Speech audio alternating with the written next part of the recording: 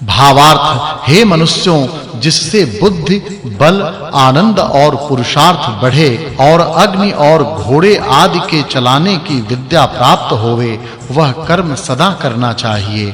भावार्थ वे ही विद्वान होते हैं जो सब प्रकार से सब काल में विद्या की याचना करते हैं, और वे ही विद्वान हैं जो धर्म युक्त मार्ग से विरुद्ध कुछ भी आचरण नहीं करते हैं।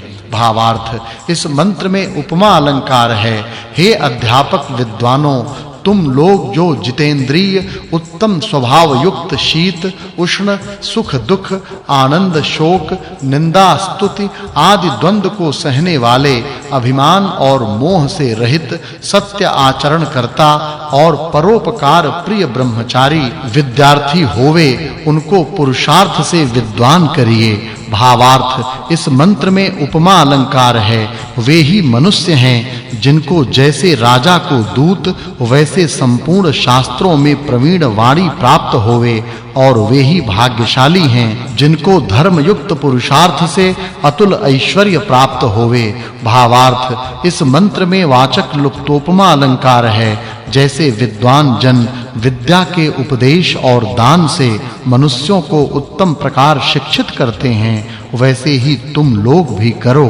भावार्थ हे विद्वन, आप संपूर्ण नाम और रूप आदिकों से संपूर्ण पदार्थों को संपूर्ण मनुष्यों के लिए साक्षात कराओ, जिससे सब मनुष्य प्रशंसित होकर सबके लिए प्रशंसित विद्याओं को संपादित करें। भावार्थ इस मंत्र में वाचक् लुप्तोपमा अलंकार है।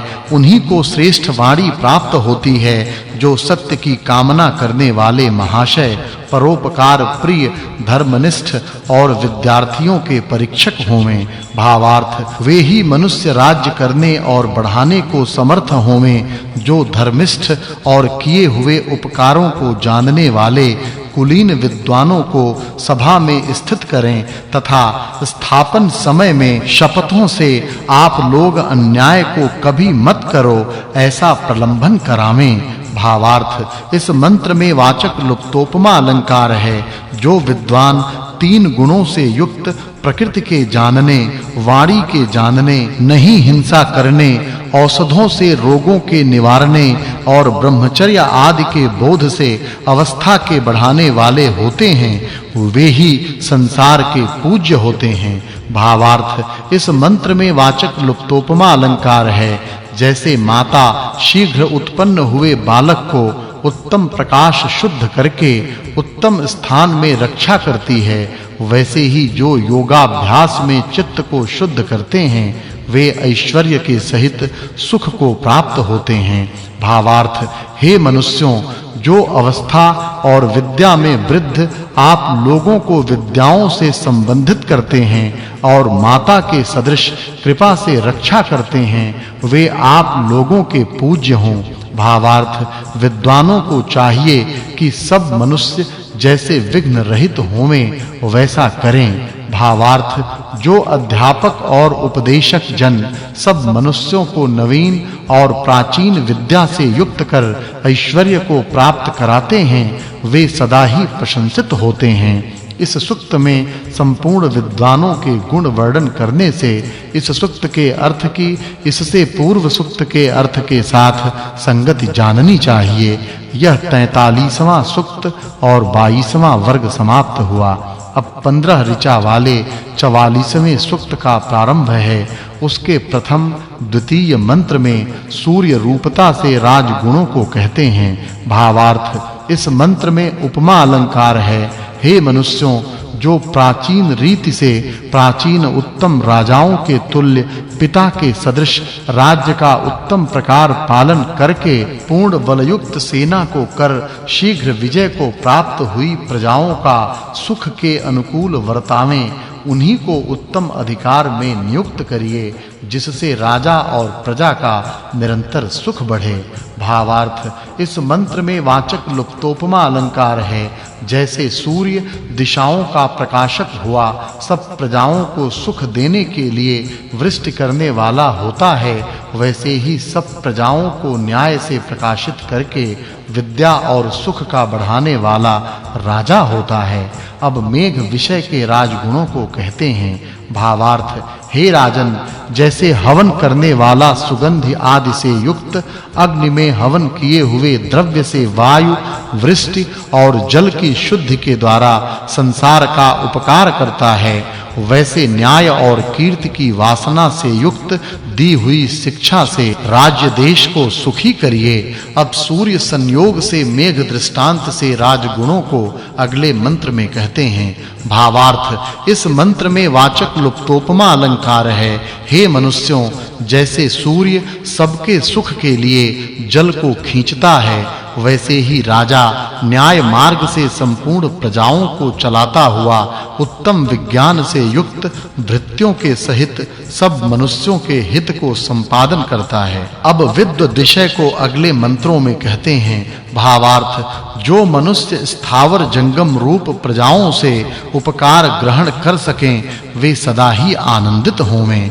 भावार्थ जो अन्य जनों में विद्या के बल और धन के संचय को स्थापित करते हैं और जिनसे जैसा आत्मा में वर्तमान है वैसा मन में और जैसा मन में वैसा वाणी में कहा जाता है, वे ही यथार्थ वक्ता जानने योग्य हैं। भावार्थ जो मनुष्य विद्या और विनय को प्राप्त दुष्टों में उग्र और धार्मिकों में शांत तथा सदा ही दुष्टों के साथ युद्ध करने से प्रजाओं की रक्षा करता हुआ सुख में वास करावे, वह सूर्य सदृश प्रकाशित यश वाला हो। भावार्थ जो मनुष्य यथार्थ वक्ता जन के समीप से प्राप्त हुए बोध से स्वयं उत्तम होकर अन्यों को उत्तम प्रकार भूषित करें, वे सुख को प्राप्त होते हैं।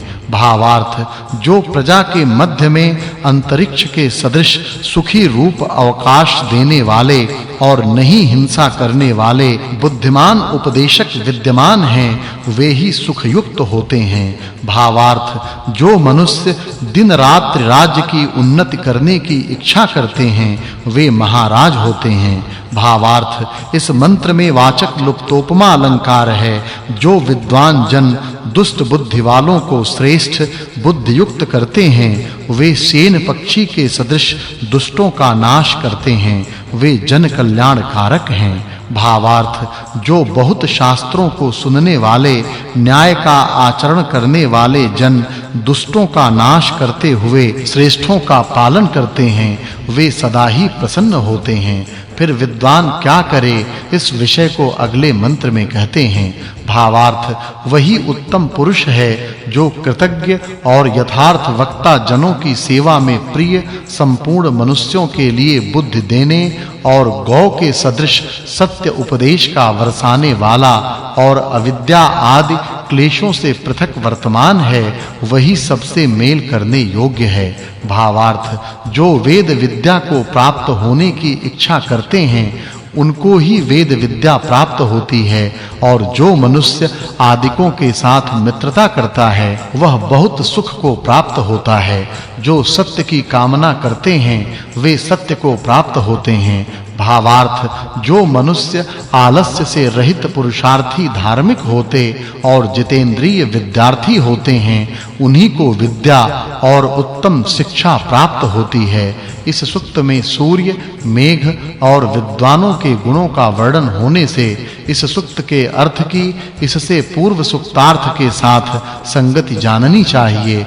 यह 44वां सूक्त, तीसरा अनुवाक और 25वां वर्ग समाप्त हुआ।